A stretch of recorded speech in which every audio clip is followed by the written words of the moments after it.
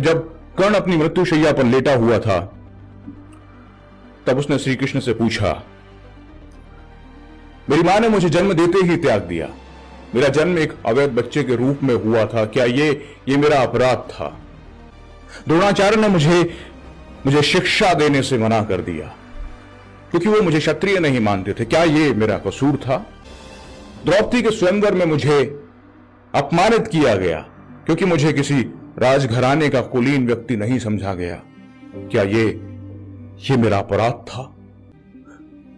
कर्ण ने ये सारे सवाल श्री कृष्ण से पूछे और श्री कृष्ण मंद मंद मुस्कुराते हुए बोले, कर्ण, मेरा जन्म कैद खाने में हुआ था। मेरे पैदा होने से पहले मेरी मृत्यु इंतजार कर रही थी।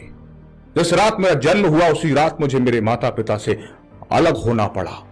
मैंने गायों को चराया और गोबर को उठाया। जब मैं चल भी नहीं पाता था तो मेरे ऊपर प्राण घातक हमले हुए। कोई सेना नहीं, कोई शिक्षा नहीं, कोई गुरुकुल नहीं, कोई महल नहीं। मेरे मामा ने मुझे अपना सबसे बड़ा शत्रु समझा। जब मैं बड़ा हुआ तब जाकर मुझे ऋषि सांदीपनी के आश्रम में जाने का अवसर मिला। जरासंध के प्रकोप के कारण मुझे अपने परिवार को यमुना से ले जाकर सुदूर प्रांत में समुद्र के किनारे बसाना पड़ा। हे कर्ण, किसी का भी जीवन चुनौतियों से रहित नहीं है। सबके जीवन में सब कुछ ठीक नहीं होता है।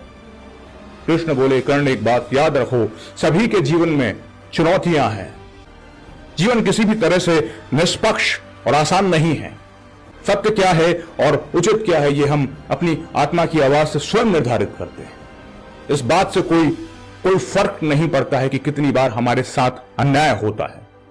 इस बात से कोई फर्क नहीं पड़ता है कि कितनी बार हमारा अपमान होता है और कितनी बार हम गिरते हैं, कितनी बार हमारे अधिकारों का हनन होता है।